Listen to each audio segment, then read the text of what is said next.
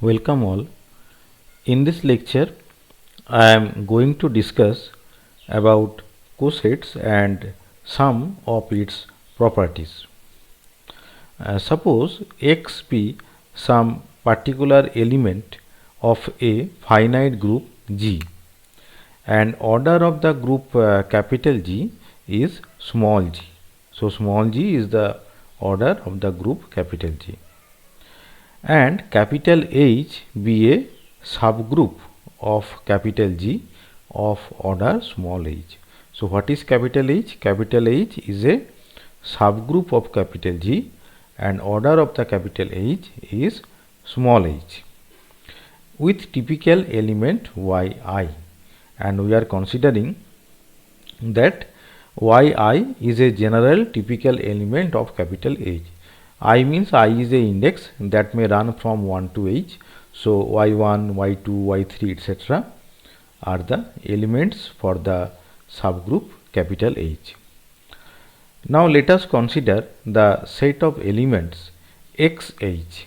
So, x is multiplied with capital H. So, the elements will be like this: xy1, xy2, in this way up to xyh. As there are total small h elements in the subgroup capital H, the set of elements xh will also contain small h elements. But this set contains h distinct elements. These elements will be definitely distinct as per the definition of the subgroup. Now, since if any two of them were equal, suppose x into yi is equal to x into yj, where I is not equal to j. Suppose any two of the elements are equal, but if you apply cancellation law, so x will cancel out and ultimately yi is equal to yj for I not equal to j. But this is not a valid statement, because we have already told that capital H has distinct elements. So, xh set, this set also have total small h distinct elements. So, capital xh, this is called the left coset of capital H. So, xh, this is called, this set is called the left coset of capital H. Now, we will discuss some of the properties of the cosets. For example, two cosets are either disjoint or identical. Let us suppose cosets x1h and x2h have an element in common. There are two cosets x1h and x2h, and the definition of the cosets were already discussed, and we are assuming that an element is in common to both of them. Suppose x1 y1 is equal to x2 y2. x1 y1 is the element for the coset x1h, and x2 y2 is the element for the coset x2h, and this relation is valid for the values, sum of the values of yi, that is y1 and y2, which are contained in the group subgroup capital H. So, y1 and y2 are in the subgroup capital H. Now, from this relation we can write that x1 is equal to x2 y2 y1 inverse. So, from this relation comes, if you multiply y1 inverse from the right to the both side of the equation, then you can show this equation. Now, look at carefully that there is a product of y2 with y1 inverse. Now, since y1 and y2, these two elements both belong to the subgroup capital H. Now, as per the property of the groups, y1 inverse is also an element for the subgroup capital H. So, the product of y2 into y1 inverse will also belong to the subgroup capital H. Thus, x1 belongs to the left coset x2 h, because y2 y1 inverse belong to h. So x2 into y2 y1 inverse will also belong to h. So ultimately x1 belongs to the left coset x2h, because x2 has been multiplied with a particular element for the subgroup h.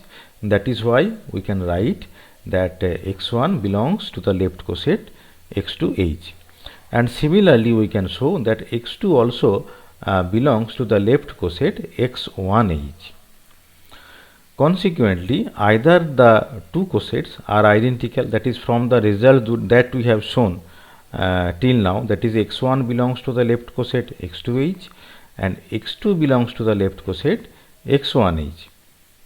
So the two cosets are identical, or it was wrong to assume that they have an element in common. So and we have proved that two cosets are either disjoint or identical. Now another property is that two cosets x1h and x2h are identical if and only if x2 inverse x1 belongs to capital H. This we will prove now. If x2 inverse x1 belongs to capital H, then what we can write, you see it again, that is x2 inverse x1 belongs to capital H. That means x1 is equal to x2 into yi, where yi is an element for the subgroup capital H, where the index I can run from 1 to small h. So yi is a generalized element for the subgroup capital H. So from this statement we can write x1 is equal to x2 yi. And if we multiply h with this equation from the left side, then we can have x1h is equal to x2 yi, h is equal to x2h. So why it is so? We have written that is yih equal to h. Why? Because this is as per the permutation law, because capital H is a subgroup and yi is an element for this particular subgroup. So when you will multiply a particular group with one of its element, then what will happen, there will be redistribution in its elements, but the overall all the elements will remain same. That is yih is equal to capital H. So we have ultimately shown that is x1h is equal to x2h. So if x1h is equal to x2h, that means the two cosets are identical. So for what condition they are identical? For this condition, that is x2 inverse x1 belongs to capital H. Now conversely, if suppose two cosets are identical, that is we have initially assumed that the two cosets are identical, that means x1h is equal to x2h. Now from this relation we can also show that is x2 inverse x1 into h. If you just move x2 to the left hand side of the equation, then from this equation we can write x2 inverse x1 into h is equal to h. So from this relation that we can write. Now what is the meaning of the relation? You see it again, that is x2 inverse x1 into h is equal to h. But one element of capital H on the left of the equation is I, that is capital H is a subgroup, and for this subgroup there is a particular element, that is identity element I. So if you consider that particular identity element, then x2 inverse x1 into product of that particular identity element will give you x2 inverse x1. So the left side is x2 inverse x1 for a particular element I. That means x2 inverse x1 must also be an element of capital H, because you see the right hand side. So the left hand side is x2 inverse x1 and the right hand side is capital H. So x2 inverse x1 must also be an element of capital H. So ultimately this particular statement is proved now. And another thing is that every element of capital G is in some left coset xh.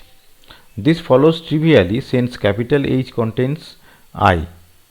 there is a element in the subgroup H, that is identity element I, and so the element xi is in the coset xi-H.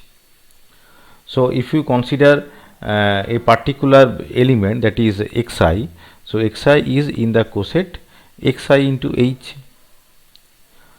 So ultimately we can show that that is every element of capital G that must be in some left coset x into capital H. So these are the properties for the coset which we have discussed. I think you have understood, and if you have any doubts, then please I read the book Mathematical Methods for Physics and Engineering by Riley, Hobson and Benz for further understanding, and I thank you all for listening this lecture.